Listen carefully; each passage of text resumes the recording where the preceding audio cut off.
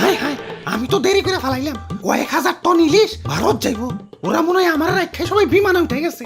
না না, তাড়াতাড়ি যাই তৈব। এই ইন্ডিয়ার টোটটাই কেমন জানি, যখন তখন যাওয়া লাগে। ধর, আমগো কি একটা প্রিপারেশনের দরকার নাই নাকি?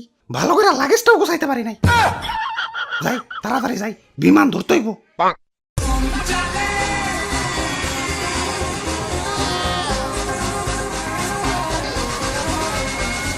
আরে ও দাদু সোলো চালাও, আমার থুইয়া যাবার লাগছো গেলা। রে বাপুরে, ইয়া শুনমাই নাকি ইলিশ তো সব ভারত চলে যাইতাছে। হাই হাই, কও কি এখন ইলিশ যদি সব দাদা গো দেশে যাইগা, ইয়া তোমরা খাইবা কি? ইয়া লইটকা শুটকি। শুটকি মাছের গন্ধ আমি সহ্য করতে পারি না। দাদা তাড়াতাড়ি আহিন ভাই, ইলিশ বর্ডার ক্রস করার আগেই পদ্মার পার যায় আমাকে ইলিশ ভাজা খাইতে হইব।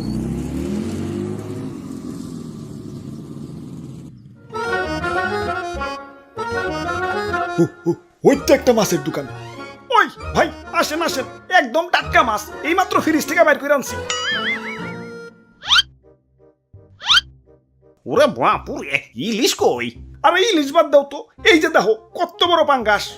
আরে ভাই পাঙ্গাস তো লাগবো না, ইলিশ লাগবো, ইলিশ। ইলিশের যে দাম, তার চেয়ে ভালো সেম বাজেটে একটা বড় দেখাটা পাঙ্গাস মাছ দিয়ে দেই, নিজেরা তো খাইবাই, লগে আত্মীয় স্বজন গো দাওয়াত দেখা হইতে পারবা। ওরে বাপুরে, আমাকে সেম বাজেটে ইলিশ মাছই লাগবো। ইয়া শুনছি ইলিশ নাকি ভারত চলে যাইব। ইয়া পরে যদি দাম আরো বাইরা যায়, তাই তো ভারত যাওয়ার আগে আমরা ইলিশ ভাজা খেতে এসেছি। ইয়া দেও, আমাকে ইলিশ মাছ দেও। আরে তাইলে তো তোমরা লেট করে ফেলাইছো। এই তো একটু আগে লাগেজ মাগেজ গুছিয়ে এয়ারপোর্টের দিকে রওনা দিল, ওখান থেকে সোজা দাদা গো দেশ। তে কাম হইছে, যে নেই বাঘের বয় ও নেই রাইত হয়। দাদু ইলিশ এয়ারপোর্টের দিকে গেছে, এখনো ভারত যায় নাই, লাগাও ব্যাগ গিয়ার। বাহ, কি সুন্দর বিমান! ওয়াও, খারাও একটা সেলফি তুলে ফেসবুকে আপলোড দিয়ে লই। হাই হাই, ফোনে দিয়ে এমবি নাই। খারাও বিকাশ থেকে লোড দিয়ে লই।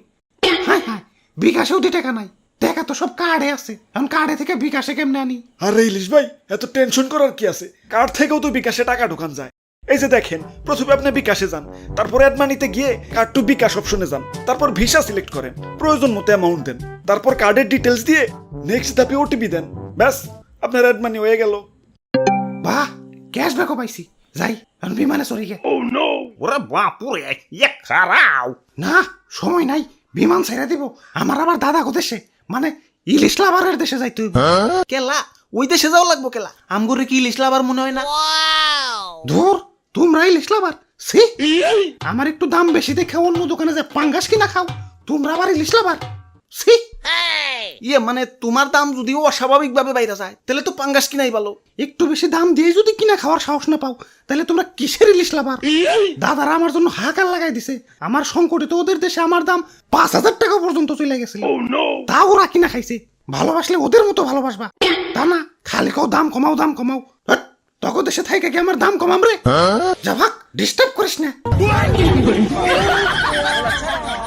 ওরে বাপুরে, ইয়া দেশে এমনি যে ইলিশের দাম, এখন ইলিশ যদি ভারত জায়গা, ইয়া দাম তো আরো বাইরে যাইব।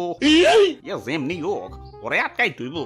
ওরে বাপুরে, এই জোয়ান বয়সে তুমি বউ বাচ্চা রেখে বিদেশ যাইয়া, ওদের কথা কি একবার ভাইবা দেখছো?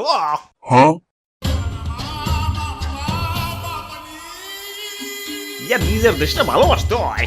ইয়া মানুষের নিজের দেশের জন্য জীবন উৎসর্গ করে দিতেছে, আর তুমি দেশ রেখে বিদেশ যাইতেছ। ইয়া কবি বলেছেন, এই দেশেতেই জন্ম যেন এই দেশেতেই মরি।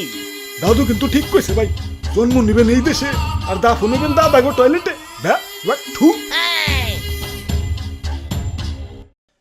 ধর, এত চিন্তা করার টাইম নাই, বিমান ছাইরে দিল।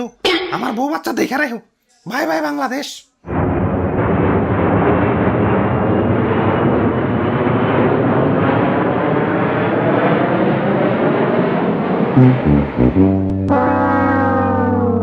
দাদু ইলিশ তো গেল গা, এখন আমরা কি খাম তাইলে? আরে ভাই টেনশন করেন কে, বউ বাচ্চা তো রাই খেয়ে গেছে।